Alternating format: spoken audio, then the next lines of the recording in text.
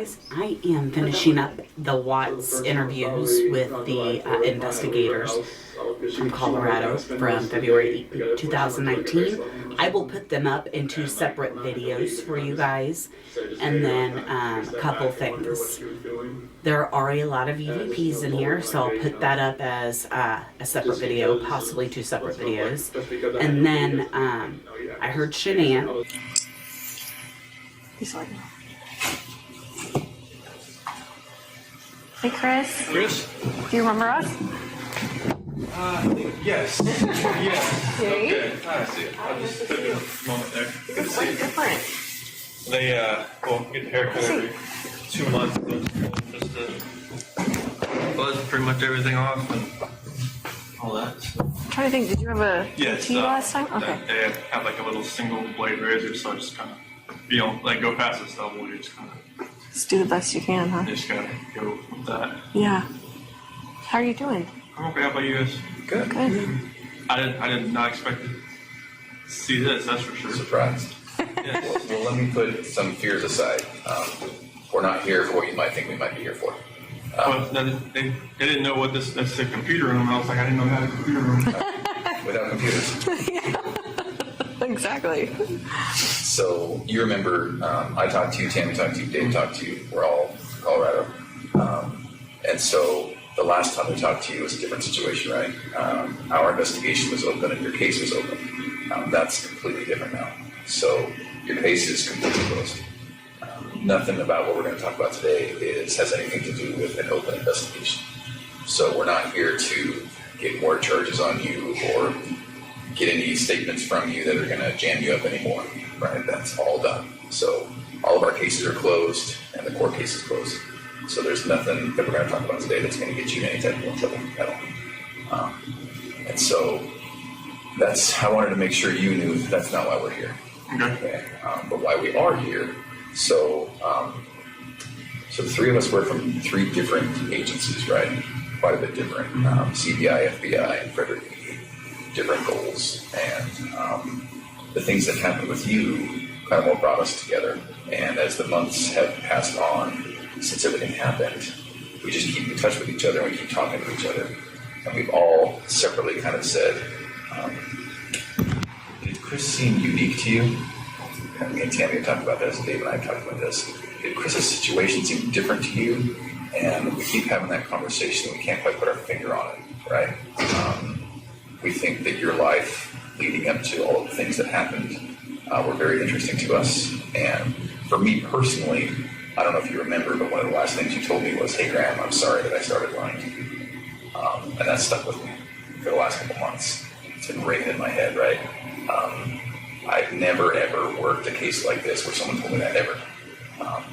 And so as I walked away, I thought, Chris is different. Chris is a little bit unique in that regard. So in talking with Tammy and talking with Dave, I said, what did you feel like when it all went down? When we were there, when we were talking to you guys, and we all kind of, in our own different way and in our own different wording, said it all happened a bit too quick for us, right? So when we saw you last, we were talking and talking and talking about your family, about your parents, about everyone. And then the next thing you know, for me and Tammy and for Dave, all of a sudden some patrol officers came in and arrested you. And that was far quicker than we had hoped it would happen. And you understand why that happened, and we understand why that happened. But it left us with 1,000 questions that we didn't get to ask. And then even more importantly, I think it probably left you with 1,000 things that you didn't get to talk about with us. I don't know if you feel that way or not, but and so that's why we're here today. We wanted to kind of talk to you a little bit more about everything. I think there's a lot of things that you didn't get to talk about, and so that's why we're here. And it sticks with me that to this day, there's not one person that's told me, I saw it coming. I knew Chris was like that. I knew it. Not one person. So it's interesting to me, right? Not one. So we want to talk a little bit about that. Some of the people that we work with, your family, Shanann's family, have said, if you get to talk to Chris, would you tell him some things for me? So we have that to talk about today, and it's good. I think you'll like it. I think it will give you some closure. And so really that's why we're here. Are you available to talk to us? Definitely. Okay. All right. So off the bat, if you have any questions, just tell us. Okay. If there's something that you don't want to talk about, that's okay. We might press you a little bit. Okay, we might say, well, do you mind if we just maybe then ask one question? Something makes you uncomfortable, just tell us. If we need to take any bathroom breaks, we can take bathroom breaks. For anything like that. And we'll take bathroom breaks and water breaks ourselves too. So then, is there anything about your schedule today that makes it that you can't talk to us? No, there was like a pass for this and the AM and the PM. Okay. They reserve the room the whole day, Oh, just okay. in That's case. just what they do. Okay, I didn't Yeah. know that was like two separate things or something. I think you have to go back for lunch to get counted for or something. Oh. Accounted for. Yeah, I think 11:30. Yeah, lunch was like 11, but they're counting like 12:15. So in general, how is it here? So it's a lot different in Colorado. Is it? It's Good or bad? It's better, I think, because it's here. I'm actually around other people. In Colorado, it was just like I was segregated, and it was like pounding on the walls all night, screaming, and just telling me From other people? Oh, Really? they're just telling me like how I should kill myself and like what they're gonna do to me and just like all that kind of stuff. So Oh. it was today. This is a lot different because people here don't seem to. It's not like they don't care, but it's just kind of like they don't like judge you as soon as you walk in. Colorado was like they knew why I was there and that was it. They're just like if they had 1 second alone with me, it would have been Really? they would. Gee, man. Must be out then. Out of like Will County Jail. I don't know what it was like in DOC there, but like they had to lock down the jail for me to walk down the hallway.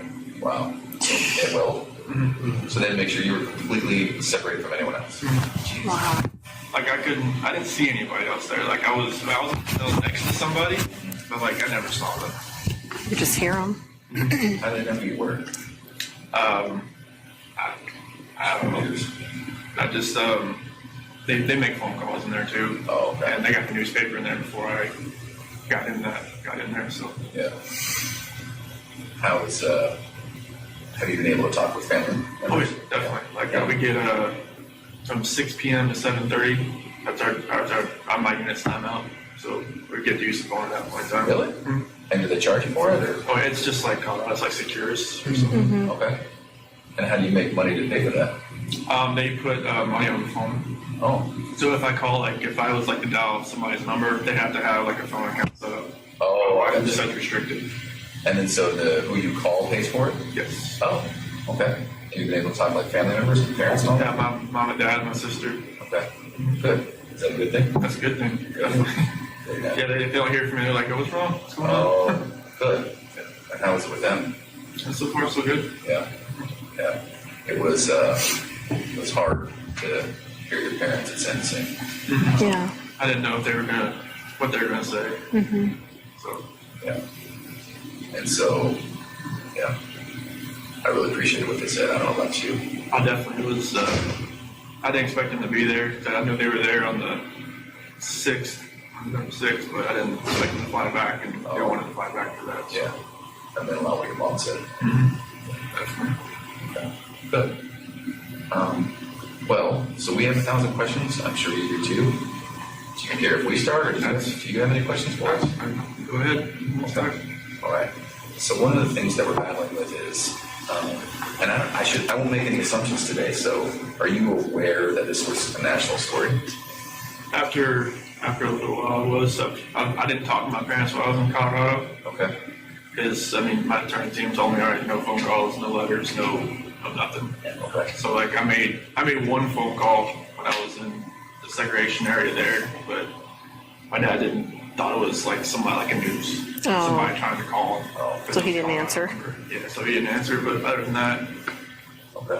I didn't talk to anybody, but from what some of the deputies were saying that, or my attorney team coming in and said, this is they've got people from Australia, England, and all kinds of people trying to figure out what's going on. So Did they send you any of the letters, like fan mail or anything? Well, I got letters, but I couldn't keep them with me, so I could read them on my hour out. But it's I got a bunch of just letters that had no return address and stuff that was just not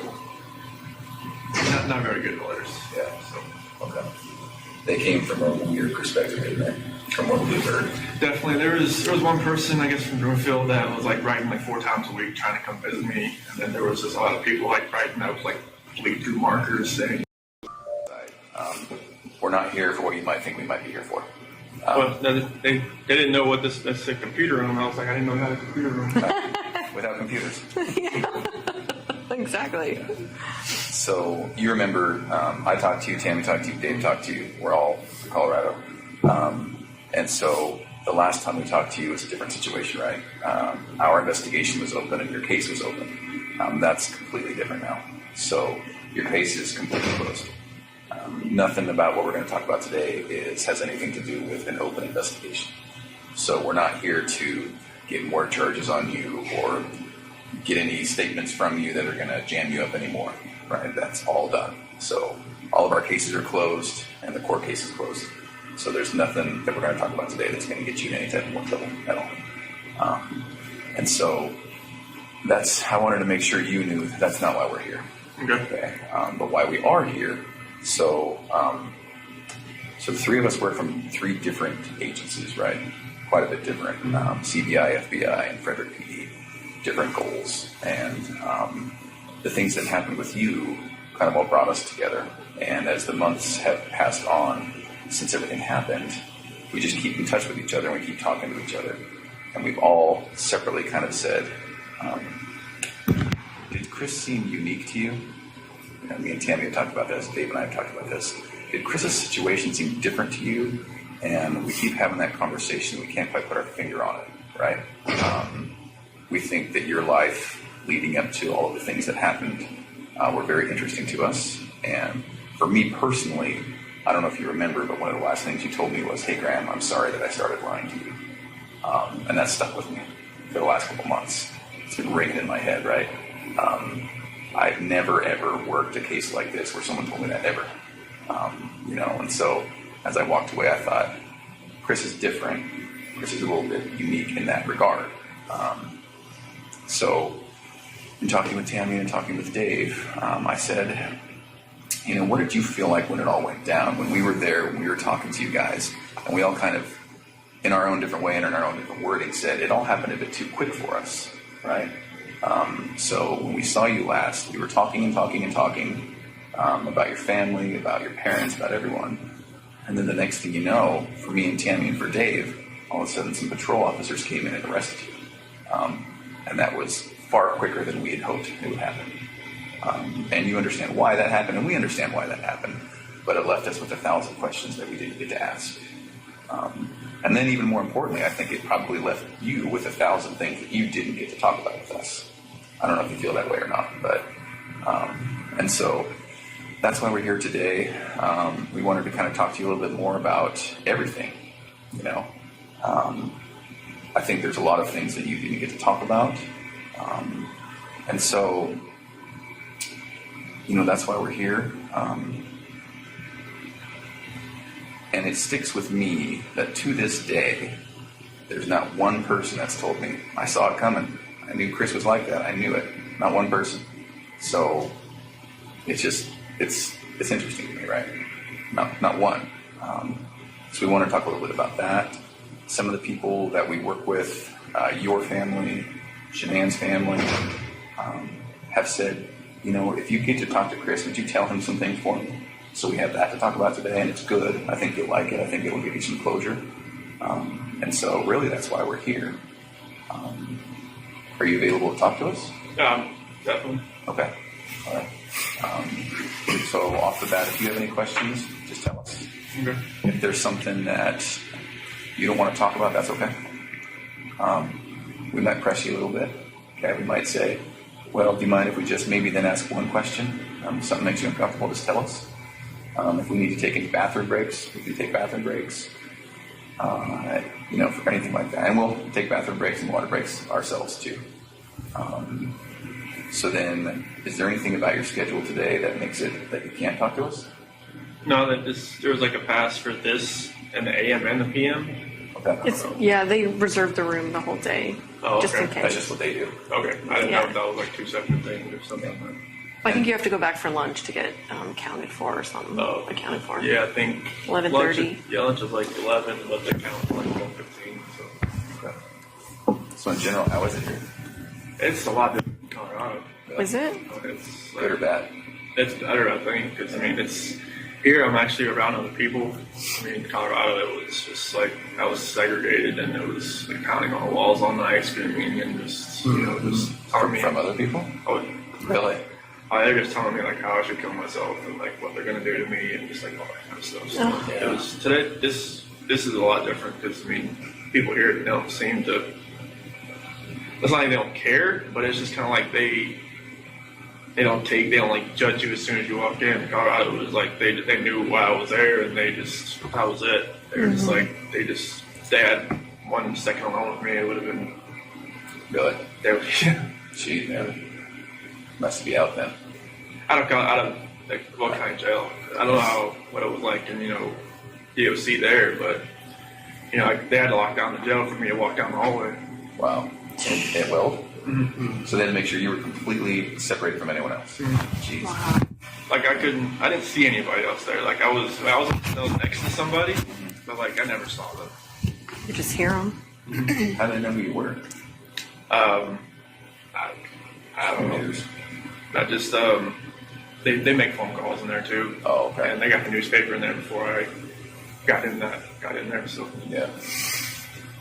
How's have you been able to talk with family oh members? yeah, definitely. Yeah. Like Yeah. we get from 6 p.m. to 7:30. That's our on my unit's timeout. So we get to use the phone at that point in time. Really? Mm-hmm. And do they charge you for it, or? Oh, it's just like it's like Secures or something. Okay. And how do you make money to pay for that? They put money on the phone. Oh. So if I call, like, if I was like to dial somebody's number, they have to have like a phone account set up. Oh, I Otherwise, gotcha. that's restricted. And then so who you call pays for it? Yes. Oh. Okay. Have you been able to talk to like family members and parents and all Yeah, that? my mom and dad, my sister. Okay. Good. Is that a good thing? That's a good thing. Definitely. Good, man. Yeah, they don't hear from me. They're like, "Oh, what's wrong? What's going on?" Oh, good. Yeah. And how is it with them? And so far, so good. Yeah. Yeah. It was hard to hear your parents at sentencing. Yeah. I didn't know if what they were gonna say. Mm-hmm. So Yeah. And so, yeah, I really appreciated what they said. I don't know about you. I definitely it was. I didn't expect them to be there. I knew they were there on the 6th, November 6th, but I didn't expect them to fly back, and they wanted to fly back for that. So. Yeah. And then what your mom said. Definitely. Okay. Good. Well, so we have 1,000 questions. I'm sure you do too. Do you care if we start, or do you have any questions for us? Go ahead. We'll start. All right. So one of the things that we're battling with is, and I won't make any assumptions today. So, are you aware that this was a national story? After a little while, it was. I didn't talk to my parents while I was in Colorado Okay. because my attorney team told me, all right, no phone calls, no letters, no nothing. Okay. So like I made one phone call when I was in the segregation area there, but my dad thought it was like somebody like a news. Oh. Somebody trying to call. Oh. because So it he was didn't Colorado answer? number. Yeah, so he didn't answer. But other than that, Okay. I didn't talk to anybody. But from what some of the deputies were saying, that or my attorney team coming in and said, this is like they've got people from Australia, England, and all kinds of people trying to figure out what's going on. So. Did they send you any of the letters, like fan mail or anything? Well. I got letters, but I couldn't keep them Okay. with me, so like I could read them like on my hour out. But it's like I got a bunch of just letters that had no return address and stuff that was just not very good letters. Yeah. So Okay. They came from a weird perspective, didn't they? From what we have heard. definitely there was one person I guess from Broomfield that was like writing like 4 times a week trying to come visit me, and then there was just a lot of people like writing out like bleed through markers saying like you're a monster or all kinds of crazy stuff. All right. Well, we're going to talk about some hard issues today, but I don't intend to take you to a dark place today. Okay. I hope that when we're done, you'll feel better. I hope it'll be therapeutic. we're going to talk about, obviously, what happened with your family. And so that's going to be hard to talk about. I appreciate anything you can tell me about it. If you need to take time out, if you need to get a tissue, that's fine, right? I think it'll be very good for you. It'll be good for us. And so one of the reasons I asked about that national attention is we were aware that you were getting a lot of letters, a lot of interest, and then us personally as law enforcement, we got so many people who claim to have known you, claim to have been with you, dated you, slept with you, and 99 times out of 100, they were just crazy people, right? And so maybe that's a good place to start. Had you heard about any of that? John Walsh, he told me about some dude from Wyoming. Yeah. Trent? Yeah, that guy. That blew my mind. I was like, who the hell is this guy? And who told you about that? Attorney John Walsh. Oh, okay. Yeah. Do you mind if we talk about him?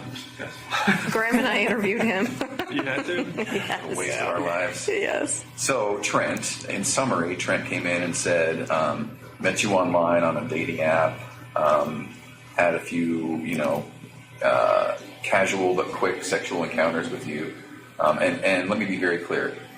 Not only are we not here to jam you up today, we're also not here to judge you. And if there is anything like that, you can imagine we've heard way worse, way different, So if it's true, I hope that you can just casually say, yeah, I mean, this happened. It wasn't as bad as he said, but maybe this happened. So his story was met online, met you, and it was a time when you were experimenting with maybe men. And so he said he met a couple times, met his friends, went to an apartment, had a couple of meetings in a parking lot, and then that was basically it. Does any of that sound familiar? Okay. No, I've never met the guy. Okay. All right. Yeah, he talked about being in your truck with your girls, like the whole 9 yards. So. Okay. All right. I've never even been to Wyoming, let alone driven up there to see somebody. Yeah. And so this is maybe a weird question for you. Do you have any gay experience? No. Okay. Any interest? No. Okay. Never had a time, experimented, wondered? No. Okay. Is it possible that he found you instead of you finding him? From what John told me, to find me on like a WhatsApp. Yeah. I don't even have that app. Okay. You had my phone, so Okay. you could probably saw what app I had. But I've never even heard of the app, but Okay. apparently, he told me, I met him through, a rehab center or something.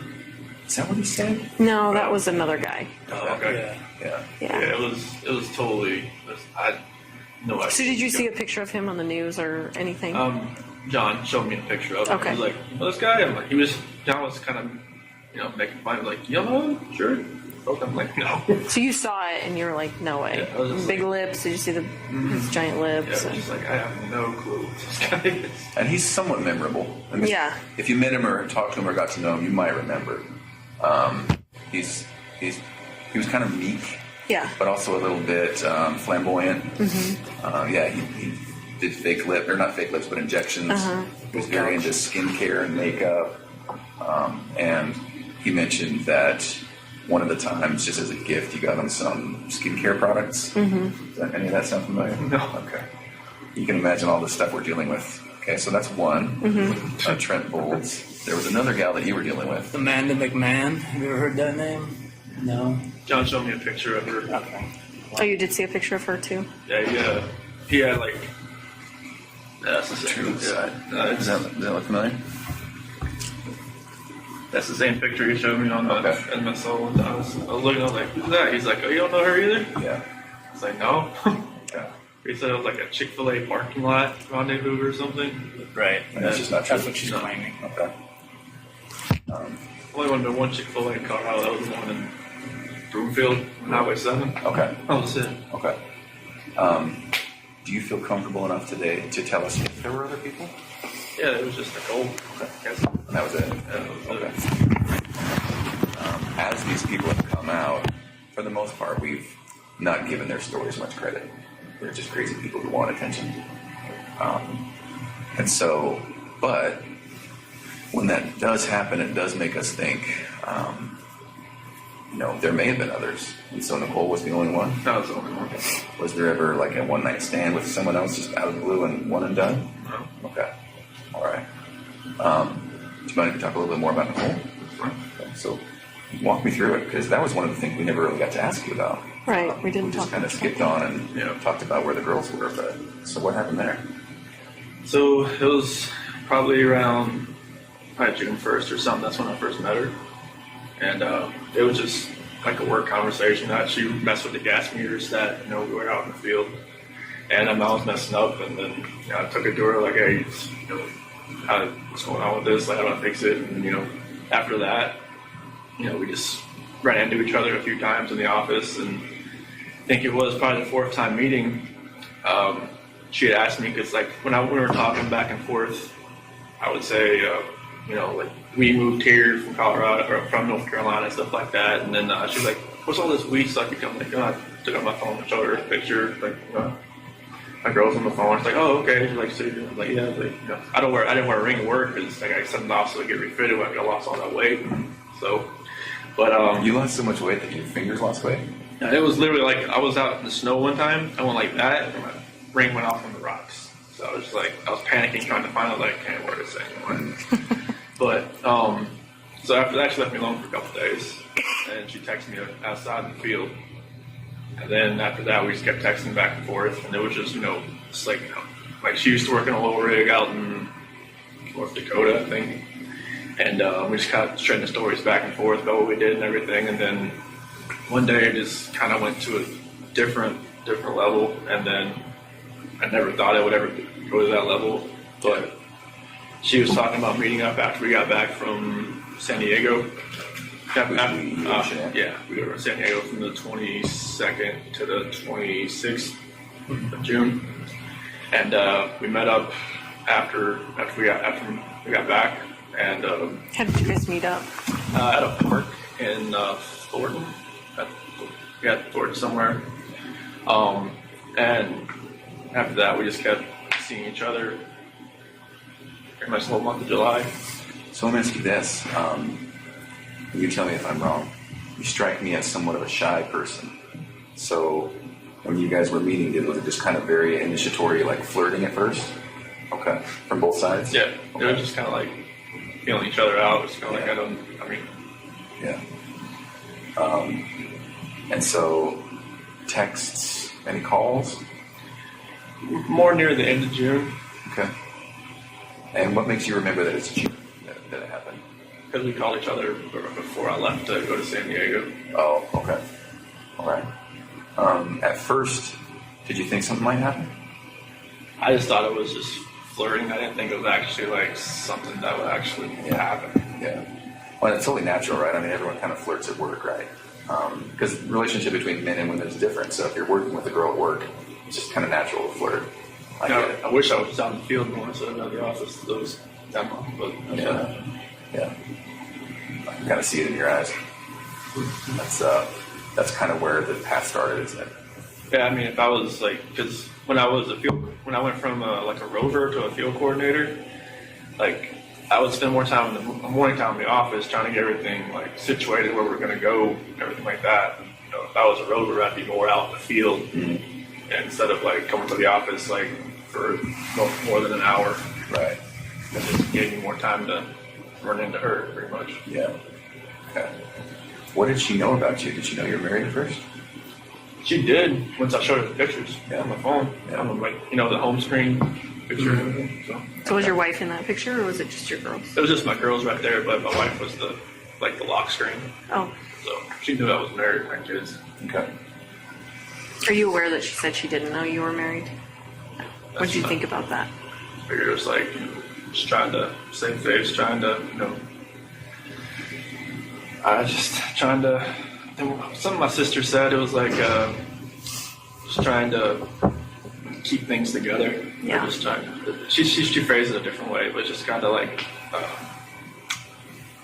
just like ground control, just trying to control everything that's going on around her, because I'm sure she got bombarded by all kinds of different sides from the media and everything. So Have you talked to her at all? No. I'm hoping she hasn't written me in a different alias or something. I'm not talking to her that way. Oh. All right, and are you not allowed to talk to her? I would hope that. Okay. No one told you that then? No, I mean I would expect I thought like in Colorado it said like on the DOC list, if you're on like a victim list, you can't call anybody. Oh, right. But here I'm not sure if that's the same. But I just talked to my sister, my parents, some friends of my parents. Do you wish you could talk to her? Maybe once, just to get some closure? just to say like, hey, just once. Yeah. Just to say, hey, like, I'm sorry this all happened. I'm sorry. I'm not sure, like, what happened, like, afterwards, like, what you went through, like, if you had, like, counseling, if you're, like, different state, if you had to leave everything behind. I just wanted to let you know I'm sorry, and that's not something I ever saw in my life happening or happening to somebody else either. Would you be alright if we told her that? That's fine. Do you want us to? Do you want us not to? And if she would want to even talk to you guys, I mean, I'm not sure if you're still in contact with her, but I'm sure she'd answer your phone call more than the attorney phone call that she didn't want to call answer. Yeah. Oh, so your attorney tried to call her and she wouldn't answer? Yeah. Yeah, because I remember her phone number, but after that they figured out, I guess, where she lived. They left a business card there. And she just, pretty much after like the 5th attempt, she said stop coming around. Oh, Yeah. Yeah. I'm sure she's getting bombarded like everyone else, so. And hopefully it's calmed down since, but I'm sure, like, I just hope she can, like, I'm not, there's, like, normalcy for her, not since she's on the outside, but I'm hoping it can get that way at some point. I'm not sure if she had to leave Colorado or not, but I'm sure, like, that would have been hard if she did. Mm-hmm. I know Anarcho was her dream job, so that's one thing I always, like, asked my attorneys is, like, did she have to leave? Like, did she have to do anything at work? Because that was one thing, so she always told me that was her dream job, so. Mm-hmm. Oh, really? Yeah. Where does she meet? Oh, like an oil company in Anarcho is like, I mean, unless you're working for like BP or like ConocoPhillips or something. Oh, I see what you're saying. And Anarcho's like, It's like big leagues. yeah. Can I ask kind of a tough question? Did you love her? I felt like it was true. Yeah. I think so too. I think it was the same from her. Yeah. Okay.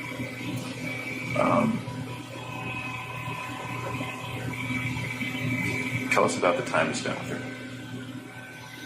Well, I mean, it felt like it was, I think like when you said like I was more like a shy guy, it's kind of like I've never like been pursued by anybody before. It's kind of like I was the one, trying to pursue. Because like when me and Shanann met, it was like, she was always like pushing me away, kind of like, She was sick for a while, right? Oh yeah, she had just got diagnosed with lupus, and she was on like a bunch of different medications and stuff, and it was like, I guess I wasn't her type.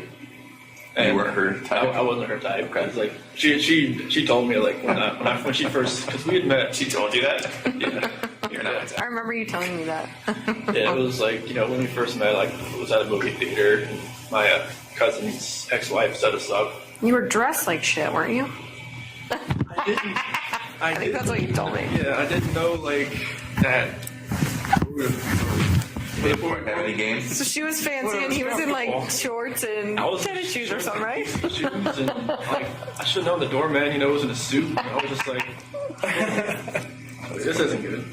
And, like, Was it at the theater? It was a fancy theater, right? It was in Charlotte. It was called the Epicenter, and apparently they give you like champagne and all kinds of stuff. Oh, this is a fancy date night theater. Yeah. Yeah. I think he came like he was going to a Like I was Cinemax, like I was going to a pop. like an AMC. White theater? No, it was like you we just watched a normal movie, but like you can like drink champagne and like have like a Jack and Coke inside the theater and just sit there and just whatever. But like when she first saw me, she was like, I should probably just turn and talk to the bartender a little more. Like, no, I'm not here to meet. But yeah, like I was like persistent trying to pursue something. I liked her, and even on our first date, like I couldn't even eat anything really. I was just like, You're so nervous. Yeah. Really? Yeah, she was just like, chowing down. And she was like, you eat like a bird. I'm like, oh, that's funny. And she talked to my parents, like, months later. She was like, this guy just never ate. I was like, this guy eats like a trash disposal. This trash disposal. I was like, no, not around me. I was like, well, I'm just nervous. I was just like, I was always like shaking and everything. But yeah, I was always pursuing her, and then just like finally I grew onto her. Like, I would always like with her medications and stuff. I would always like, she had like 8 bottles of medications, so I would always get like her day and nights and kind of like put them all in that little flip open Pill box. Yeah, all that kind of stuff. And I would always be around her. I even went to her colonoscopy. And she said after that she knew I was like kind of a keeper. It's like, who goes to a colonoscopy after 3 months with somebody? Right. It's a little soon. Well, she asked if she needed a ride. I'm like, yeah. She's like, you want to go to colonoscopy with me? I'm like, sure, why not? Yeah. Like, I even sat with her while she drank that nasty stuff all day. Yeah. Oh. Where she's in the bathroom That's all a day. good test. that clear stuff that doesn't really taste clear. Yeah, but yeah, it was. I mean, it felt like it was a great relationship. Everything was great. Now you're talking about with Kessinger? No, with Tom Tom Motion and like the first year, my parents never. I don't know. My mom was always kind of hesitant. Why? I was the baby, I guess. I never, because I never had a girlfriend in high school, so it's kind of like she never like really saw me like. Oh, interesting. So she's kind of watching her baby walk out a little bit. Yeah, because when I turned 18, I graduated. I never moved back. Okay. At home, so And my how sister old- moved back and forth all the time. So How old were you when you met Shanann? I was 25. It was 2010. So Okay. So no serious girlfriends before that? nothing more than like 6 months or so. Yeah, there was some girls here and there, but just nothing more than like the last girlfriend I had before Shanann, she was just actually got divorced. And I should never did that, but it was more of like I was kind of like helping her get through her divorce. It seemed like she went on to somebody else. I'm like, oh, nice to know. You're the rebound guy? The rebound guy. Pretty much, but that's how it goes. Would you say that in your relationships with women, it seems to me, and you tell me if I'm wrong, it seems to me like you're attracted to maybe a more dominant personality? It seemed like it because I'm more of the just reserved. I mean, I just kind of like go with the flow type. Yeah. But then like Shan usually made all the decisions. It seemed like so. I get that. I'm the same. Yeah. I don't know what it is. Yeah. I don't think that's right with you, but So then, and I know it's hard to keep bouncing back and forth, but and one of the reasons we're here is we just keep telling ourselves, Chris just does not fit the mold. Chris does not. No. Like it just blows us away what happened, right? And so we will do a little bit of bouncing back and forth, and that's really just to get to know you a little bit better because we never really got that chance, did we? We were Met talking you twice. Yeah. Met you once. Yeah. Probably like 3. Well, you remember 3 or 4 times probably. So then do you call her Nikki or Nicole? I would call her Nikki. Okay.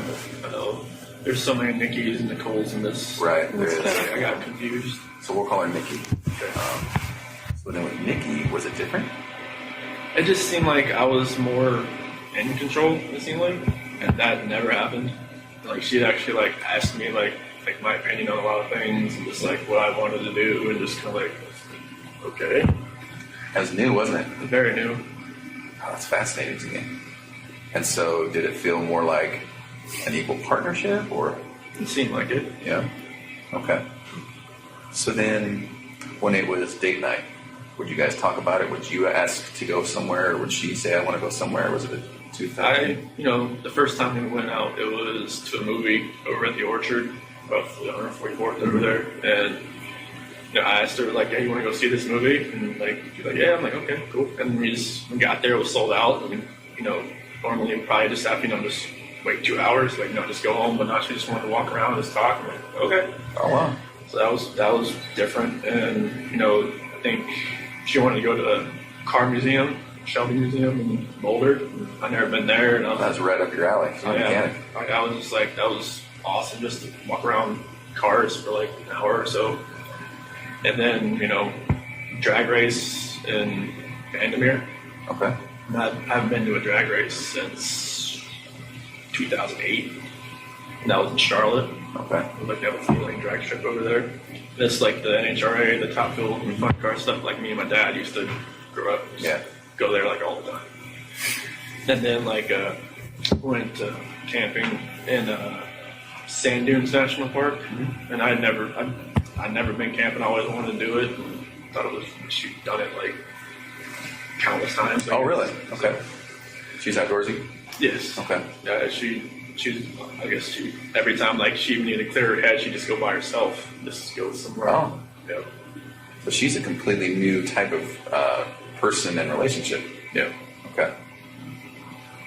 All right.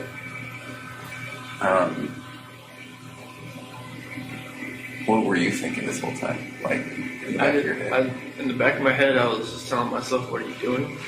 Like, every time, I open up my phone, I can see pictures, and, like, of my wife and my kids, and I'm just like, what am I doing? And then, like, every time I was with her, it seemed like I didn't think. It seemed like it was like a blinder that was in my face. Oh. And it was, like, every time I look back on it, like, like, I have pictures of my wife and kids and myself. And, like, every night, or every morning, every night, I just, talk to them, say, like I have, like, this book I used to read for CC, and I remember that book, so I read that to them, like, every night. And, like, there's some scripture and stuff that I read to them, so I just try to think back, like, I wish this never happened. And it's like, I wish that blinder wasn't on my head, wasn't in my eyes, that would have seen what was going on. Like, I was having, like, everybody said, oh, you're just out there having fun while your kids, or kids and wife are on vacation. I'm just like, no, it wasn't like that, but it seemed like that's what it looked like when, when you're going, when you're going to camping, going to drag race, going all this other stuff that you have fun doing, but you're with somebody else. It's not your family. It just didn't seem right. Okay. I was with her. It just didn't seem like I could even see that anymore. Yeah. And I was there at her house pretty much every night. So it was like I didn't have that time at home just to really think about anything. Because literally I didn't, like, I was only at home from, like, when I got home from work. I worked out, I ate dinner, and then I went over her house. Like, I never slept in my house, like, the whole month of July. Now, talk me through that, though. When you said you went home and then you were at her house, was that while Chanel was gone? Oh, okay. So you weren't even at your house. No. This all happened so quickly, didn't it? It was insane quickly. Like, I didn't, like, she even told me, like, she would never, in, like, a normal relationship, she would never have somebody over at her house, like, more than, like, once or twice a week, but she felt like she wanted me over there. Yeah. She said she felt comfortable over there. Yeah. So it's just, like, that's what was different. Like, she wanted me over there. But I just wish that all that would just go away. I just wish I'd almost like I know it's hard. I know it's wrong to say I wish I'd never met somebody, but I wish I'd maybe met her at work and then just kept it that way. I think if we had a time machine, I don't think this would happen again. Because some people, when this happens, you're like, well, if it wasn't this time, it would have been next time, or it would have been the next time. It just wouldn't have happened with you, would it? And it happened so quickly that you tell me if I'm wrong. You're not the type of guy to take control sometimes when you need to. Yeah, it seems like that's just what happened. Yeah, I didn't take control of the situation. It just like the situation controlled me. Right, it just happened. No, I get that, man. I'm somewhat passive myself, and it's like, there's situations where I'm like, well, why did I let that keep going? Yeah, I don't know why. It was like a roller coaster ride that I just kept punching the ticket on, and it just never let me get up. Yeah. Can we talk about the hardest subject? So when we were talking, the last time we talked, the last thing we talked about was where the girls were, but we never really got to talk about that night. So what happened? So nothing really happened that night. It was in the morning. Okay. It was, me and Shanann, she got home like at 2 o'clock. And, I felt her get into bed. And I just felt like I didn't feel like I just made sure I looked at my phone at 2 o'clock and make sure she's okay, she's in there. And I could kind of feel her kind of stirring around a little bit. And I just had a feeling that she knew like what was going on. I mean, obviously, I didn't use like an Enerco gift card, that I'd gotten. I'd used my actual credit card, and I kind of just felt like she knew what was going on, and she started rubbing her hand on me, and we ended up having sex. But I guess that was more like a test. Oh, I would have thought. interesting. Okay. That makes Yeah, because sense. when we talked, when I woke up or later on in the morning, like, I pretty much, told her, like, I didn't think it was going to work anymore. And she was like, what happened? What was last night? Mm-hmm. So I figured that's what caused the test after I've gone through everything in my head. That makes sense. And she just told me, like, to get off of her. And she was like, I knew there was somebody else, I knew there was somebody else, I knew there was somebody else. I couldn't just say, yes, there is somebody else, but then she's like, never going to see the kids again, never going to see them again, get off me, don't hurt me. And then, Is that what you said? because like when I climbed in bed, that was pretty much like on top, pretty much like straddling her kind of deal. Okay. And she thought I was going to like, hurt her or her baby or something. So, because she knew that, like, something had happened. She thought I was just trying to, just check out or something. So, Okay. and that's when that happened. I know it's hard, but do you mind if we talk just a tiny bit deeper about that? So, she comes home. She touches you. You guys have sex. It seems like she's doing her test, which I understand. Sounds like you do too. I'm sure, like, Nikki or not Nikki, Nicole Atkinson or Cassie probably told her, That's what I was thinking, right? They talked about it during that whole weekend. more than like that. That's my parents had told me there was like going through like text messages. It's like all like pretty much they all kind of just told her he's with somebody else type of deal. Yeah. And she spent a lot of time with the gals. That's what they did probably all weekend is talk about it, give her advice. I think that's what we found, right? Yeah. Okay. So she comes home. You guys have sex. And then did you fall asleep between then and going to work? Yes. Okay. So then at some point, does she wake you up or does you wake up for work? My alarm works. Oh, okay. And you're going to work out. Mhm. But then that's when she started wanted to talk more. She was pretty mad. Okay. Yeah, it was. I had already kind of knew that. Using that credit card, it was. Was that intentional? Yeah. I had no other way to do it. Oh. I used because I got these Anarcho gift cards from doing good stuff at work and stuff like that, and I'd use them all. Oh. Was part of you just like, screw it, whatever, I don't care. I'm using this card. Part of me just wants to say, Nikki, can you pay for this? But I don't know. Yeah. Even I think from my attorney said she even noticed I used a different card, like a blue card. Oh. Maybe she thought, like I felt comfortable enough just using a normal bank account or something.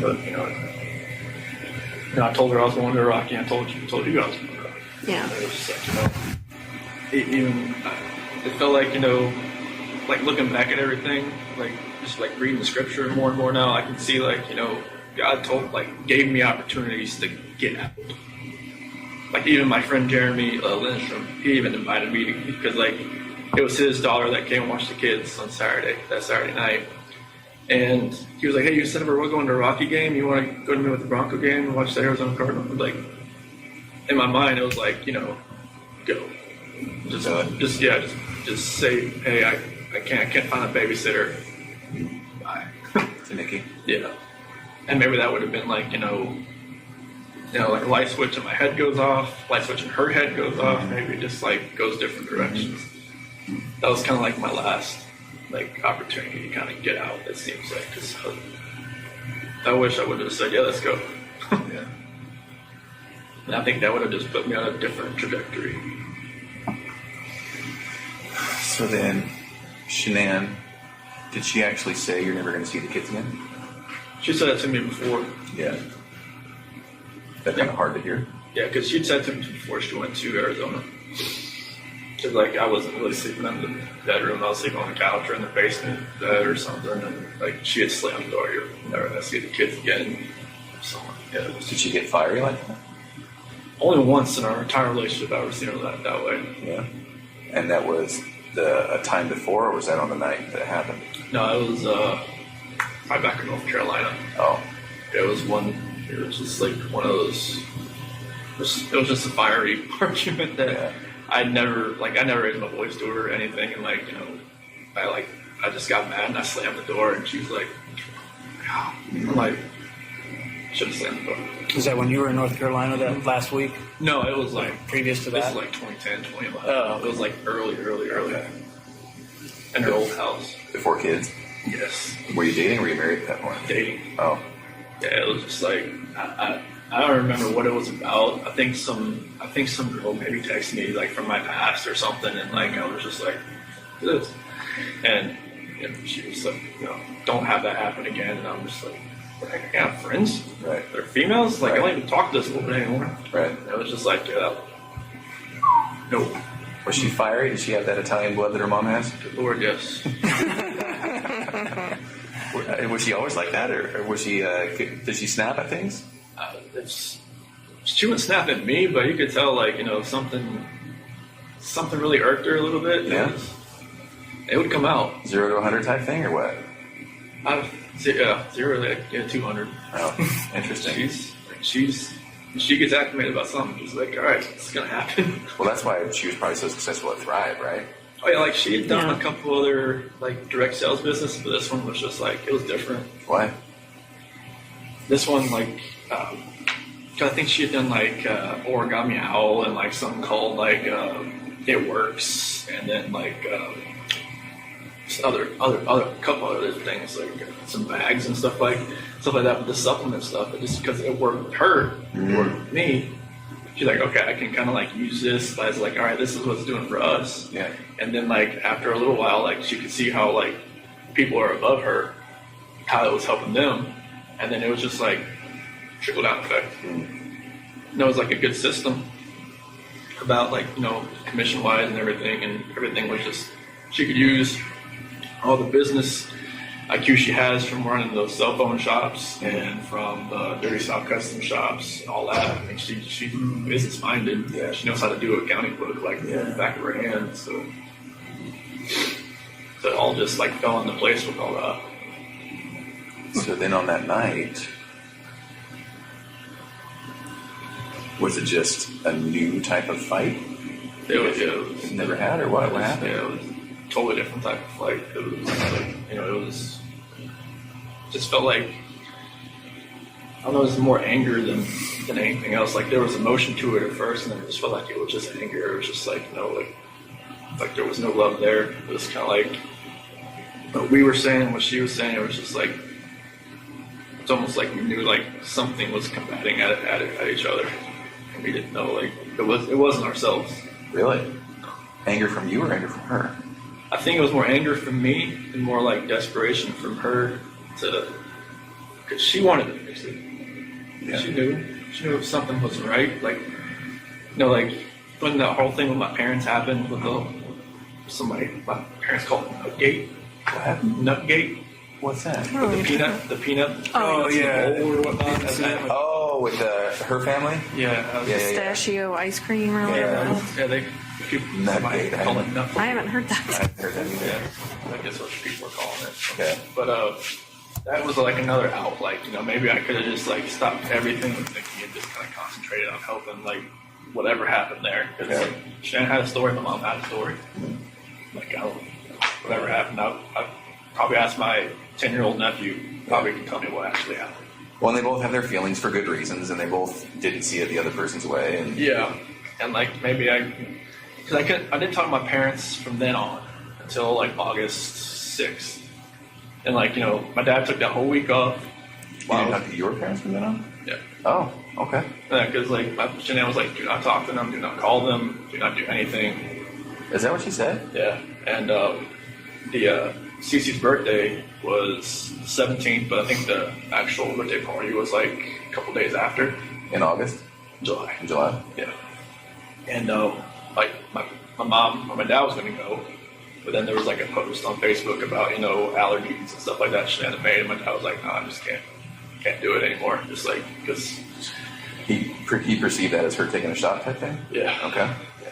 Like she always says she never, you know, put those posts directed at anybody, but I, she had a method. Like if you read them, you know who she's talking about. She had a method to the madness, and you can see it. Mm-hmm. But yeah, I wish I could have just took more time just to fix that. Because like I wanted my parents to be involved. Like since, you know, like the whole wedding thing, and then up to that, it was like, you know, my mom and my sister were always like, you know, combating with Shannon combating with them. Mm-hmm. My dad was always cool. Like he's just like me. He's just like, you know, go with the flow. Like I just want everybody to get along type deal. Chicks, I man. loved your dad. Oh, he's the best. Isn't he? I So- loved your dad. I'm sorry, keep going. That's cool. I just wish I could have, like, just when we were in the beach in August. Like my dad was supposed to take the whole week off just so we could see the kids and like see me and like we have a cookout at my sister's house or something. And then, but we just pretty much spent 5 days at the beach, and Shannon like booked it so like, you know, I mean, I don't want to say like punishment for them not to see the kids, but like I wanted them to see it, see them. You know, I wish I could have fixed all that. And I even like when I was at the beach, I told Shannon that it was more like what was going on was more like I feel like, you know, because my dad's my hero, I feel like I've lost like something in my life. I haven't been talked to him for 3 weeks.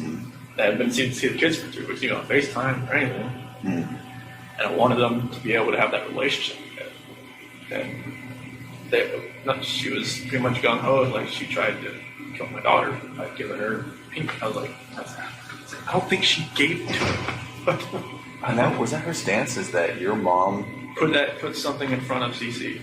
Like to kill her, or No, just just like didn't care, like didn't pay attention? she thinks that allergies and like this state of age is like people think, oh, you'll be Like it's fine. made up Like kind of thing? he'll be fine. He'll just have a rash. He'll be fine. I've seen Cece, you know, like the first time. Well, I've seen a picture of when he had a cashew the first time. It wasn't good. And then she had kiwi the second time, and then the same thing happened. And I know it's real. do you know it's serious? Yeah. Yeah, it's not like it wasn't like her throat like closed up, but she broke out in this full body rash. It looked really crazy looking, and luckily, like, you know, nothing with her throat like happened. But So did that make you angry at your mom for doing that? yeah, I mean, I just like, Mom, you just gotta. I told her you need to think. You need to like, you know, pay attention. Just because another kid can have something doesn't mean another kid can have something. Because like when we were at that birthday party at Jeremy's that Sunday, you know, they had this cake there. Like Bella wanted it so bad. I'm like, can't give it to her because Cece can't have it. She was like, you know, okay. And all the other kids were like, they can't have the cake. You know, like I just kind of took them off and gave them some like one of those frozen pops or something. But you know, it's just like she had to learn that just because one kid can have something and there's another kid that can't have it for a legitimate reason, like, you know, she couldn't have done it. But you know, that's the kind of talk I had with her. When Shannon called me, I think it was maybe like middle of July or something when she told me all this had happened. That's when I called my mom and talked to them for a while, and then they're just like, you know, they just couldn't deal with her anymore. Shannon just kind of like, you know, they like flipped out. My nephew told Bella to go hide behind the curtain because I don't think your mom was going to let you come over here again or something like that. So it got heated. Oh, it was bad. Really? Yeah, it was like a last straw between them, I think. Like in the same room or over the phone? No, they were at They were my really mom's heated. house. Yeah, because Cece and Bella and my niece and nephew were there. Okay. How did Shanann find out about the ice cream thing? Because Chanel was there, and I guess they were all sitting one of those couches, kind of like a U. And my niece went into the kitchen, and she knew where the ice cream was. She'd been there. So it's not like your mom gave it to her? Like she got her own ice cream? Yeah, she went in the freezer, got it, went out, and stopped beside Cece and started eating. Oh. But like, it's just a matter of like Cece could go like Right. like that. I don't know what would happen if she just got it on her hand. Right. But like I know on like the prick test, you know, on the back, it's like a well. So were they staying there at your parents' house during that time? 'Cause Yeah, it was. So they would go from from Sandy and Frank's house for like a few days or 5 days, and then go to my mom and dad's house for a couple of days, and bounce back and forth. Okay. So it happened during that time when you were there, yeah. Okay. And so there were so many things that happened, weren't there? They just were little tiny ingredients to this recipe. Nothing like It's nuts, Chris. I mean, it's just so many things just didn't go your way. everything was like somebody was stirring a pot, and it was just It's exactly what it was like. So then, I know I keep bringing it up. Can you walk me through just the last few minutes before Shenandoah? It was pretty much just like I had gotten dressed for work, and then like we started talking. Did she come to you? No, I was just right there in bed. Oh, Just- okay. Yeah, so I was just like I got my blue shirt on, my jeans and everything. You ready to go? I was ready to go, and Was she asleep, or did you have to wake her up to finish your conversation? Or? I would wake her up because like she got home like 2:00, so she pretty much out of it. But I never knew if her plane got delayed. Someone always told me like she just like sat around with Nicole and just like talked for a while and then came home or something. I'm not sure if that was true. It was delayed. Yeah. But yeah, when she came home and everything, but yeah, like I woke her up to talk to her. Oh, okay. Yeah. And is that because it was just eating at your Yeah, brain? like I knew like, something like something doesn't feel right with me. So I know like she knew.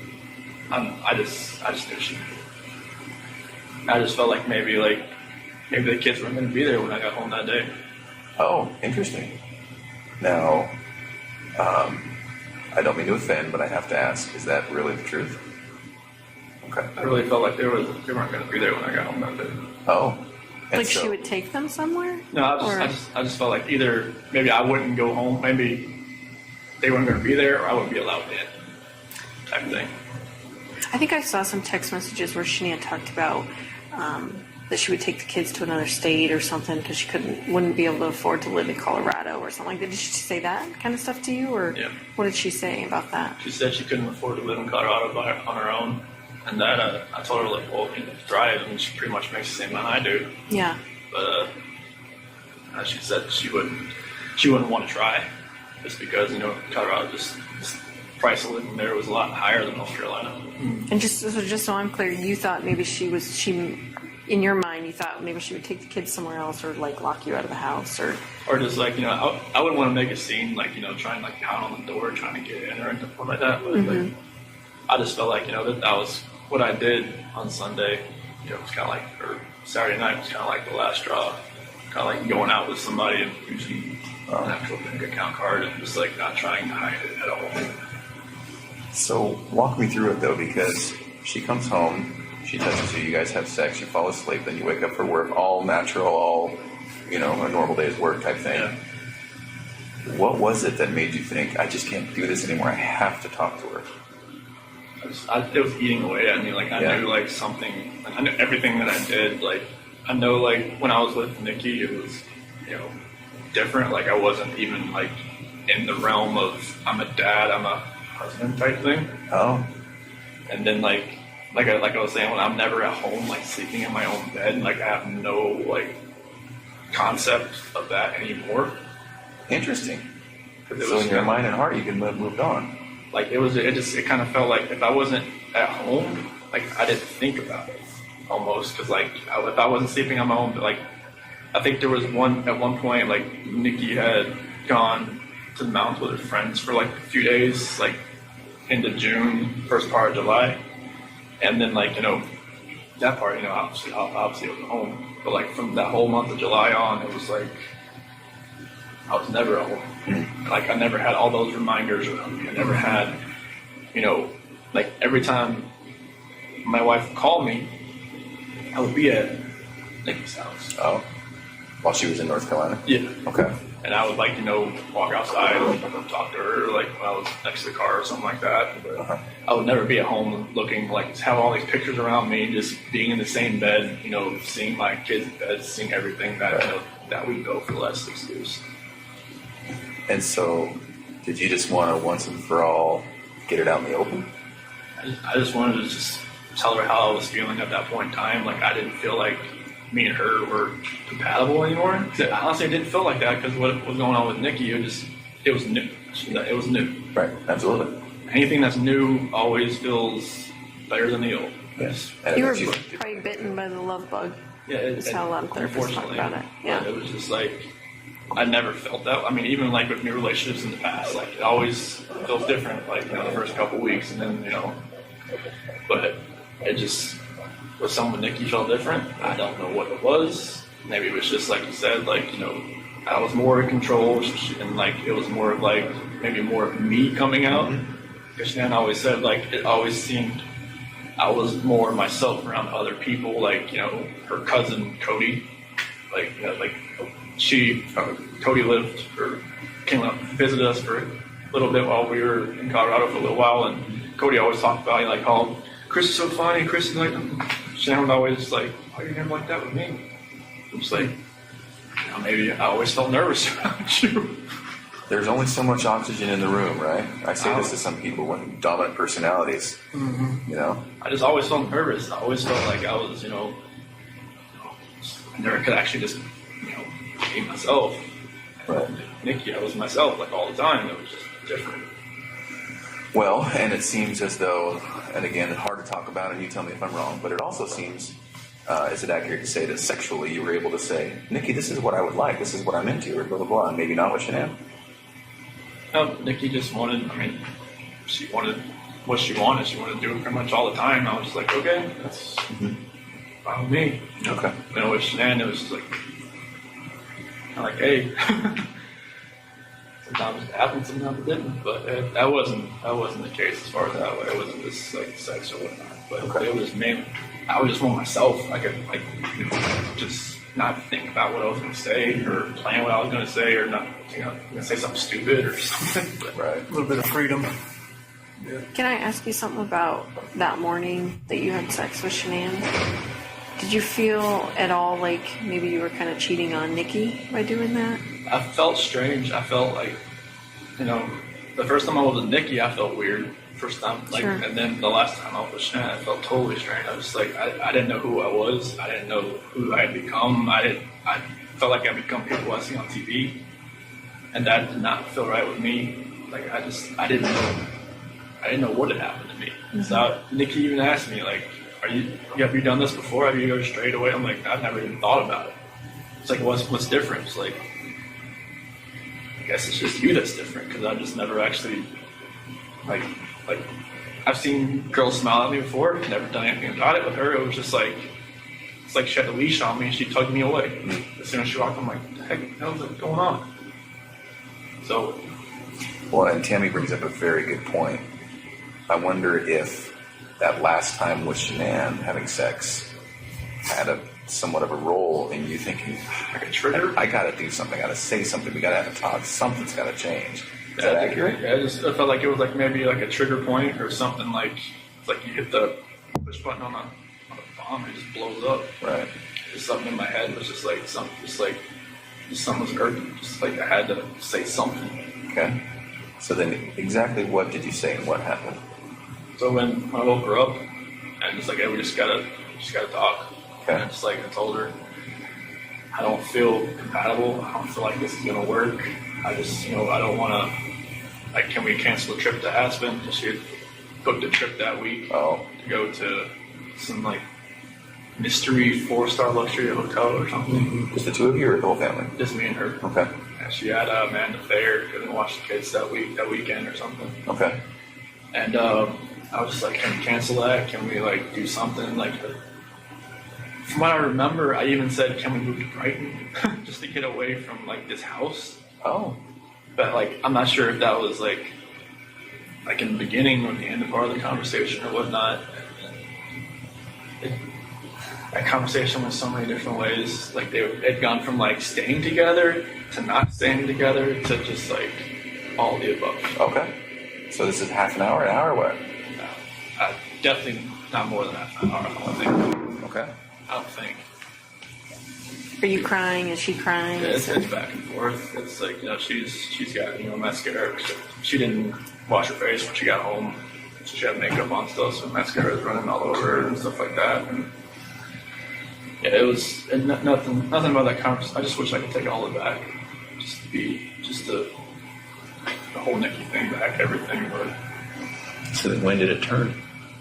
as far as that conversation, it's at the end when I was telling her, like, I told her I didn't love her anymore. That's when it happened. What happened? She told me to get off her, and then I put my hands on her. Okay. Did you say she said something like that you were hurting the baby or something? That was before that, because when I was straddling her, it was kind of like around her waist type deal. Why did you get on her like that? I just when we got on the bed, that's just what I got on. Is that so she would listen to you? I felt like she could probably listen to me just laying beside her, but I got on top of her. Mm-hmm. And every time I think about it, I'm just like, did I know I was going to do that before I got on top of her? I don't know. Really? That's an interesting thought, Chris. Mm-hmm. You don't know if you knew. It's like everything that happened that morning, I don't know, like I try to go back in my head, I'm just like, I didn't want to do this, but I did it. Everything just kind of like... Felt like you had to? It just felt like it was...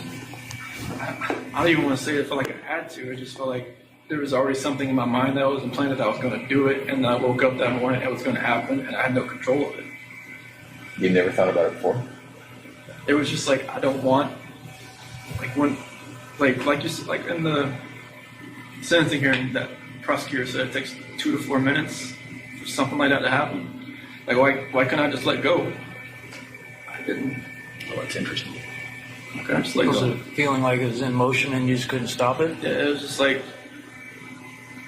I don't even want to know what she saw when she looked back at me, honestly. Did you look at her? What was she doing? She wasn't fighting. Why do you think she wasn't fighting? I don't know, maybe she was praying, maybe she was just...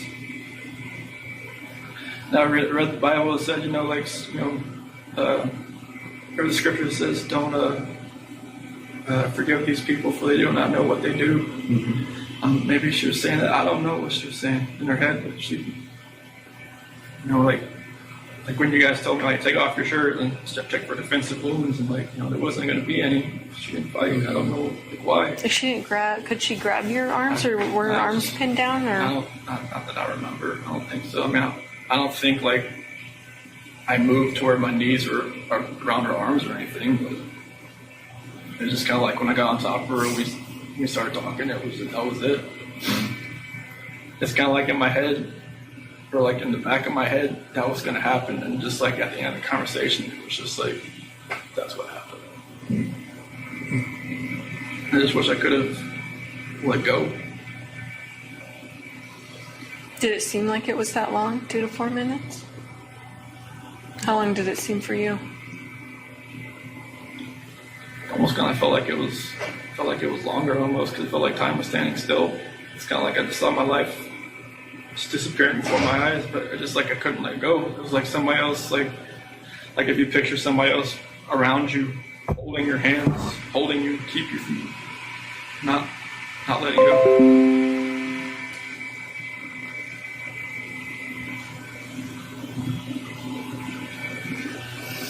At some point there was a statement about rage. Do you feel like you were in a rage at that point?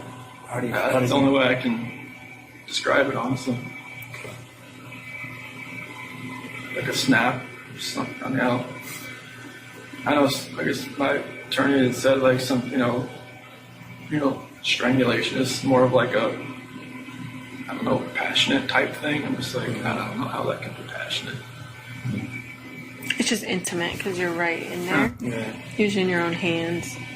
It's a lot different than someone standing across the room and you shooting them or something like that. So It just felt like somebody was like behind me, just like, I just couldn't let go. It's interesting to me because there was a lot of things in your life that were like that, right? Where you're just like, maybe felt out of control, or maybe felt like, I don't know why I couldn't take a step back, or, Like even when you said, when your buddy was like, let's go to the football game, you wanted to say yes, you just couldn't. Yeah, I wanted to. Like, I haven't been to a football game since North Carolina, so I was just like, yeah, sure. Like, I wanted to say that. Yeah. I wanted to just text him, hey, you know, it fell through, can't. Let's go. So, then what? Just,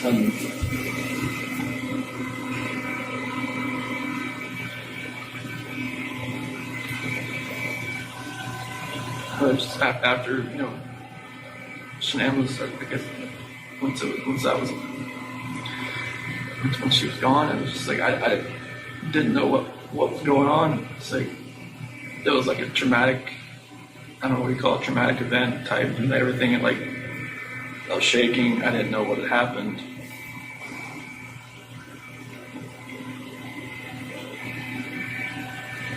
I didn't know what to do. I didn't know what I had done.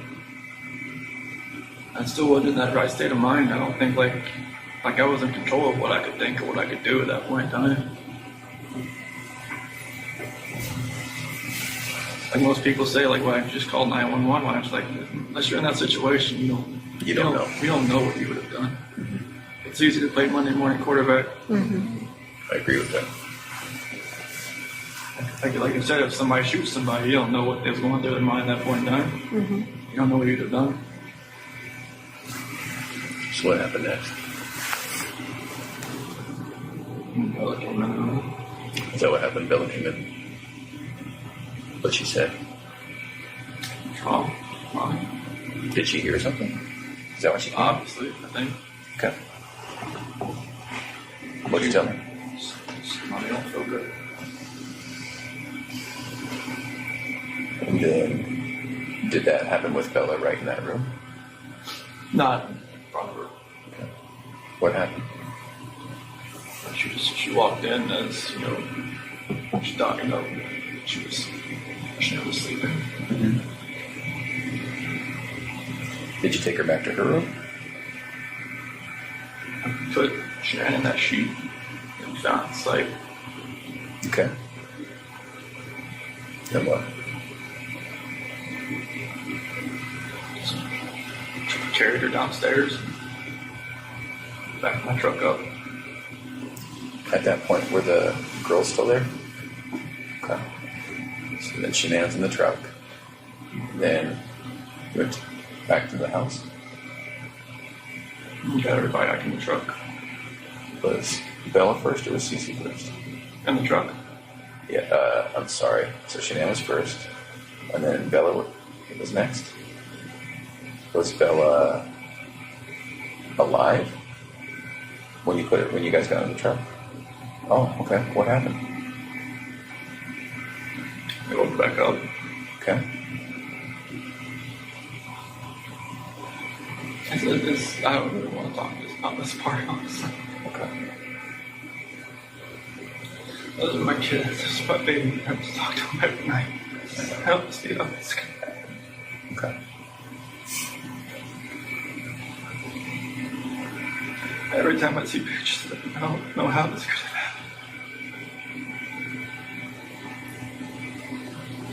happened. Being a dad was the best part of my life. I took it all away. I think that's the hardest part for us, Chris, is we see those videos, we see that love that you had for your girls. Like, it's obvious to us, and even to us, it's hard for us to understand how a dad who's given piggyback rides and, you know, making snacks and watching princess movies and those kinds of things, how you get to that point, you I know? don't know. Like I said, it was just like something else was controlling me that day. I had no control over what I was, like, to fight back. Yeah. Like when that prosecutor said that Bella bit her tongue, like, repeatedly, I just wanted to just bang my head up against the wall. So you put Shanann in the truck, and then you put the two girls in the truck? Were they just sitting in their car seats, or I guess they didn't probably have car seats in your truck, did they? No, they was sitting in the back with the, like in that bench. She So Shanann was back there too? was on the floor. What did they say about Shanann being on the floor? Mommy, okay? What'd you tell them? She'll be fine.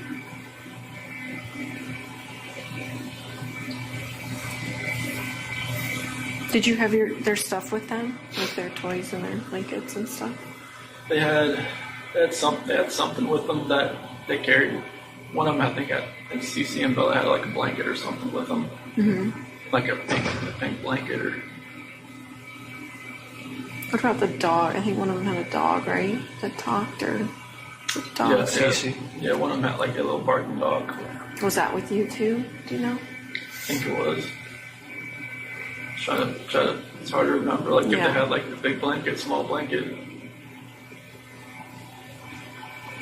So, I think I saw on the video that you put a gas can or something in the back of your truck. Is that right? Did you have different plans when you put that in there? I don't know what was going through my head. I feel like maybe I could just get rid of myself at the same time if I was doing all this, honestly. Yeah. You just think about that? What'd you think about that? I didn't feel like I deserved to live after what had happened.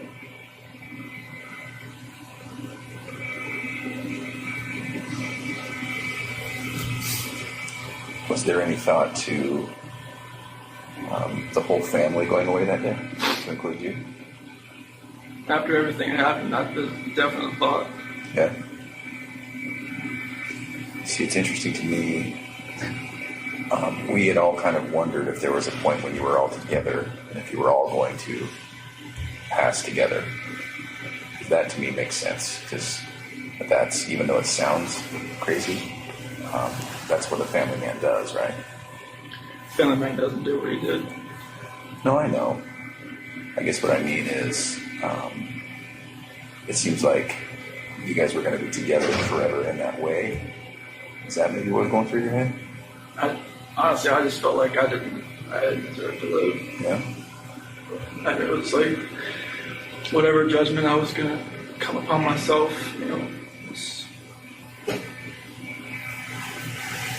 I just didn't deserve to be on this earth anymore. Mm-hmm. What happened? Okay. So what made you not do that? Do you think?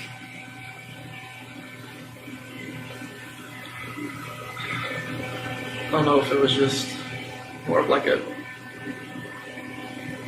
because with the site, maybe it was just more of like I would have hurt more people than just me and everybody else. Like I know there's other people out there, not like at the site, but other people like maybe out in the area. Like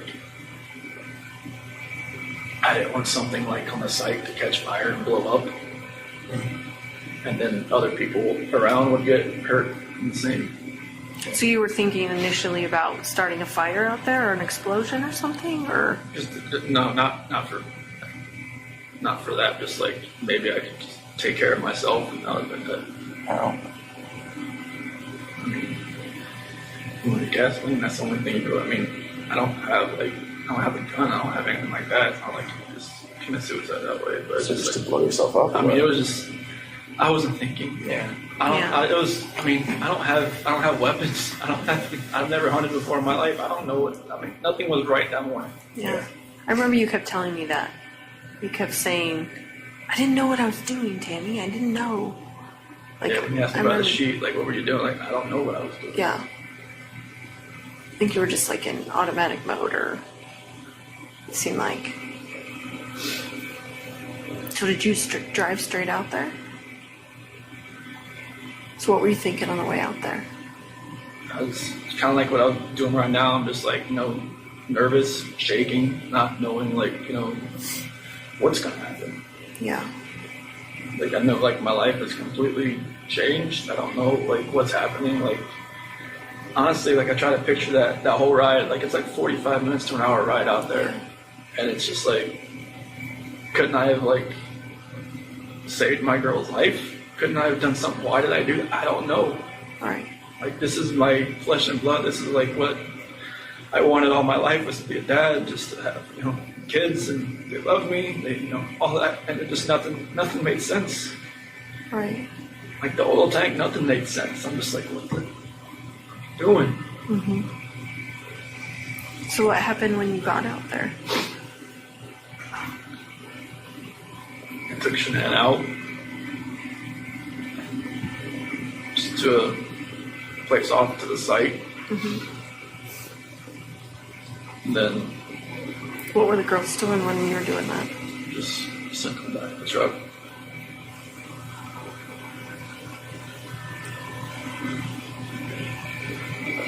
And then what happened after that?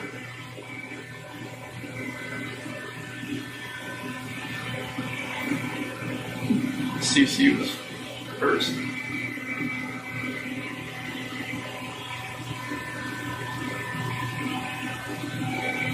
She did have a blanket. She had a blue blanket. A Yankee blanket.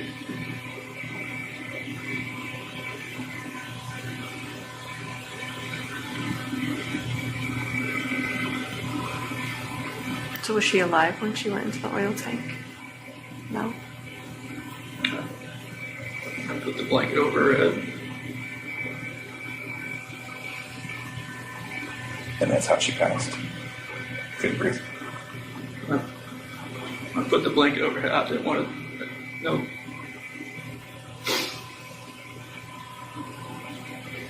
I strangled her right there in the back seat. Okay. What was Bella doing? She's sitting right beside her. Did she understand? Did she know what was going on? She didn't say anything.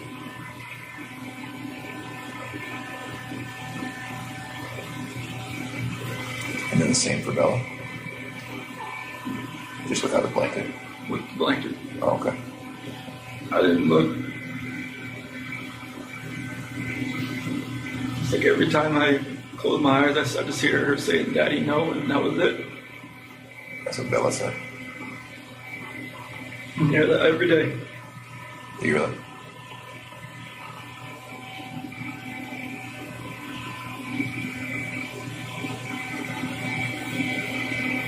I'm sorry, man. I'm sorry, it doesn't really take anything back to that hit. I know. Is it possible that in your mind you didn't want them to suffer throughout their life? Was this like a mercy thing? I mean, you can say that like after the fact, but it was just like, You didn't feel like that during it? I just didn't, I felt like it was just like an anger with Shanann, with everything, that I was just taking it out on everybody that was in front of me that morning. Yeah.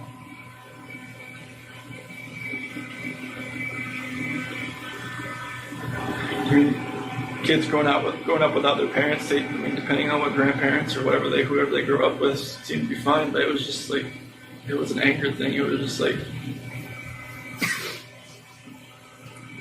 And what were you so angry at Shanann about?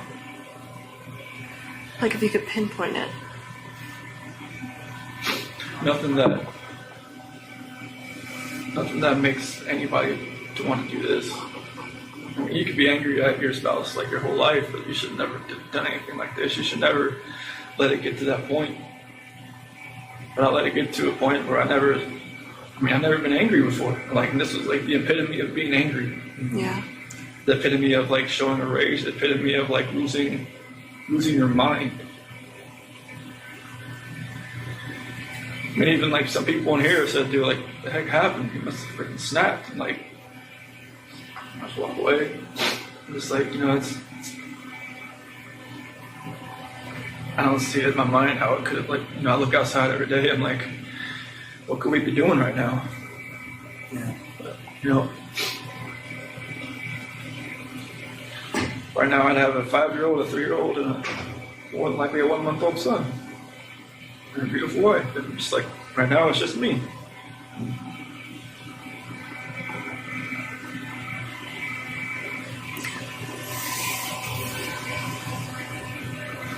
I watched that video of you finding out that Shanann was pregnant. You don't seem excited. You seem like kind of in shock Scared. and yeah, like, oh fuck.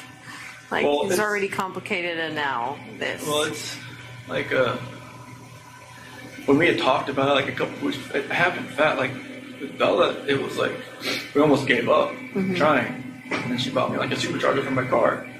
And then with Cece, it was like we had to try, and then finally, but with Nico, it was once or twice, and then like 2 weeks later, she's pregnant. Is that what happened? Yes. It's just like it was more of like surprise, scared. I'm like, wait, what? Like we just talked about this. Like, people have brought up the fact like, oh, she was probably pregnant before, like you guys even talked about it. I'm just like, that's not no. But like it was insanely fast.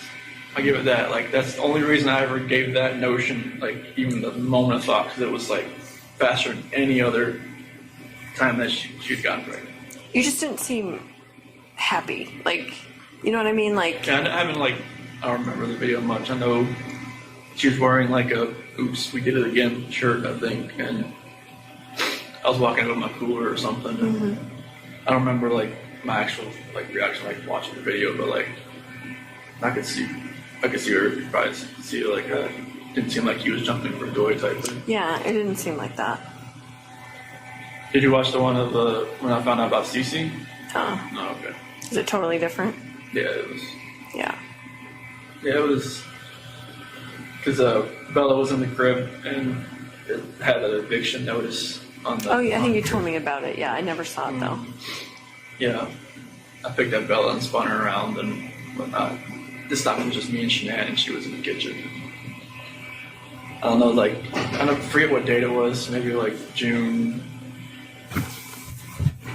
3rd or 5th or 7th. I'm not sure like what date it was in the video, but maybe I already felt guilty about talking to Nikki at work. Yeah. Maybe that was going through my head. Is that the potential timing? Does that make sense? Okay. I don't remember the video, what day the video was, but I knew like I'd kind of met Nikki around like June 1st. I knew like she told me like afterwards. When you say met her, you mean like went on a date with her? No, I never went on a date with her until she was in North Carolina. Oh, okay. Just like flirting stuff.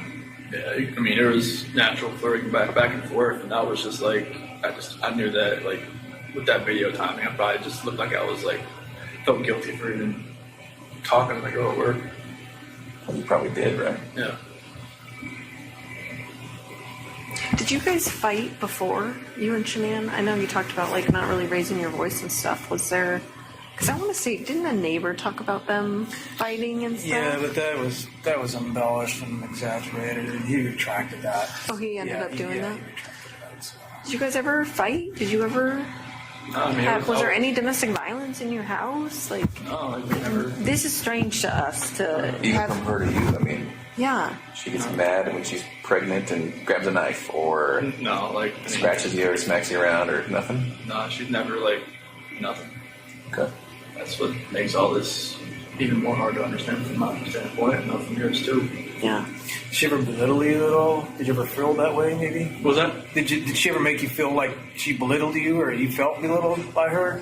I mean, there's always points like in a marriage where like the dominant person like takes control of everything. But like, I was my whole life I just kind of went with the flow. Like I never like put myself in the center of attention. I didn't want to be. Yeah. And I just wanted to be in the back row. Mm-hmm. So I mean, if she did belittle me, I couldn't pick an exact point or time. She never really felt that way, right? No, I mean, I always knew I was like, the introvert, and she was the, Right. she took control of most situations. Like when people came over, like I knew what my role was. Yeah. Like, I watch videos of, like cooking, or she'd make, like, power balls, or, or, like, protein balls, or whatever. Yeah. You just don't seem like you want to be in those videos. No. Like, I feel like you were being forced to be in those videos, and correct me if I'm wrong, but Yeah, that's what it seemed like to me. I hated being in videos. I mean, I did it for her, because Right. it was for her business and Sure. stuff, but, like, it was, I hated just being out. Yeah. For everybody to see. That's why, like, the whole, like, the gender reveal thing, I was just like, I I didn't want it to be like some live Facebook video. I'm just like, no. Yeah. But like, I never wanted to be out there. Yeah. I know, I'm like, Well, even when she was, because we talk about this a lot, Tammy and I and Dave, even when it was, you know, I think it was Florida on some Lavelle or Thrive thing, and she's like, here we are, and it's all expenses paid, and I was like, I remember looking at you and thinking, like, he is not into this video right now. No, you don't look into any of the videos, I'll be honest with you. I wouldn't be either. Yeah. That's not me. yeah, I get it. I don't know. I mean, I remember you talking about, like, she would even post stuff for you. Like, Oh, yeah. because you're technically a salesman, too, of Yeah, I was- Lavelle, of Thrive. Like she put me underneath her, not like anything, like any of my friends or stuff, like anything I do would help her. Right. So it was just, you know, I would send her pictures. Like should I take a picture with your patch? I'm like, okay, send it to her, and then she'd make a post about it. And she eventually, she was like, oh, you need to take more control over like your business and stuff. I was like, I don't know what to talk about. Right. Like if I wanted to talk to somebody at the mall or at the pool or somebody about this, I just stumble over my words and just like, they'd be like, okay, bye. But no, Yeah. I'm not a salesman. She's, I mean, she could sell everything you're wearing back to you. Right. And you wouldn't even know it. Like, wait, I just paid Right. for this shirt. I paid $20 for it. Yeah, those videos were not me. I did it just to support her. You know, like she would always say, "Oh." Could you tell her no? Could you say, I don't want to be in that video? Or was that an option? Probably not an option. I mean, it's like, you know, she would have been like, "Oh, why is this to, you know, help our family? This is for, you know, to help this and that." You know, so I couldn't have told her no. I mean, it would have made her mad. I would have been like, no. I wouldn't even start that just because it's for the business, it's for the family. You know, I was just gonna try to help out wherever we can. Right. Did that actually make money? Mm-hmm. So not only just more sales, but it actually put money in your guys' pocket? Mm-hmm. Okay. And she made probably in that last year probably as much as I did. On commissions, basically? I mean, I know that's a simplified version of it, but... Yeah, I mean, it's they don't take taxes out on it, so. Right. So that was like the good thing, and they paid for your car. Mm-hmm. Yeah. So Did they give you an allowance or something to buy a car? yeah, if Or you're a certain level, like a 12K or above, they give you a car allowance once a month. I'm not sure how they made money. The owners doing that, but they did. Yeah. Unless there's just like an insane markup on the product, which I guess there is. Probably is, yeah. I'm not sure how much it costs for them to make it. Yeah. Did you feel like a different person wearing those patches? Especially like the Duo, the Burn. I mean, like the Apple Watches. Like if you look on it, like when it tells you your exercise, it says I was exercising like all day because my heart rate was like up Oh. just from those patches. Was it full of caffeine or what? They just have something. They had something in them. I mean, the black label ones, the longer black ones, those had caffeine in them, but it never had that effect. I mean, the Duo Burn ones, the ones that are more of like the fat loss type, it felt like I was working out all day, even though I wasn't. Oh, were you tired? I mean, I know at some points, even Nikki said that, like, you know, I'd fall asleep on the couch, on her couch while I was talking to her, and then like pick back up like I never knew I fell asleep. Which I don't know if it was like some insomnia thing or what, but like I wasn't sleeping much. You had a lot going on then. Yeah, but those were the only patches I really felt like a real big difference on, just because it felt like I was working out all day. Mm-hmm. You don't feel like they changed your personality or anything like that, though? Or do you? I don't really know. I know I just felt different on those than any other patch. I feel like I could just go longer and longer each day. Mm-hmm. And I'm not sure like if that was probably a bad thing, because I don't think I was probably sleeping more than 3 hours a night. So would you stay when Shannon was gone? Would you stay with Nikki and then go home for to get ready for work?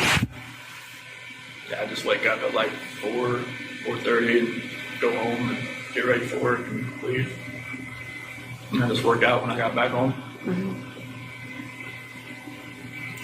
What were the conversations with Nikki as far as, at some point you guys were talking about her helping you find an apartment. So what did you guys talk about as far as your future together? That didn't really happen until like I got back from the beach. So I told her like I lied to her like, hey, like I had talked to Shannon about getting a separation. And that talk hadn't happened yet. No, I mean it kind of like. She knew something was going on at the beach. I mean, we weren't sleeping in the same room, and then she even mentioned the fact like, hey, Colorado's 50-50 state or something like that. And which I was like, okay, well, I guess she looked it up. But that actual talk hadn't like actually happened. I was just like, I thought it was going to happen. Yeah. And so in conversations with Nikki, I get it. I mean, you're telling her like the progress toward the divorce is a little bit more than it was. Mm-hmm. And then so what were you guys planning? So it was more of like she was going to help me find an apartment that was affordable. That's kind of just around like Brighton or maybe just close to work, like Fort Lupton or something around there. That's kind of like where my area was. Mm-hmm. Did you talk about moving in with her? She didn't want that. She didn't want that? Would you have done that if she would have been cool with that? I've been a little too soon, I would have thought. Because there was just, we'd only been really seeing each other like almost like a month or just talking about 2 months. That would have been really. She called her house, like her apartment, like her, I don't know, like her, kind of like a shield or kind of like her, she had another word for it, but. Like her safe place? Yeah, like a safe place or something like that. And she didn't like, people like to invade it, but. That's why she always let me come over because she said she felt like that was fine. Like her dog liked me and everything. Like she could say, hey, just ship people along here type thing. Okay. So you and Shannon, did you talk about selling the house? At what point did you? There was some discussion there with Ann Meadows. Yeah, she had sent an email to Ann about like how we would go about like selling the house. Yeah. And I think Ann told her about get like. Ann was always about getting pre-approved. Just like, like if you're going to sell your house, get pre-approved for like another house. So it's like, much faster. Yeah, so you can just quickly transition from one to the other. Okay. When did that happen?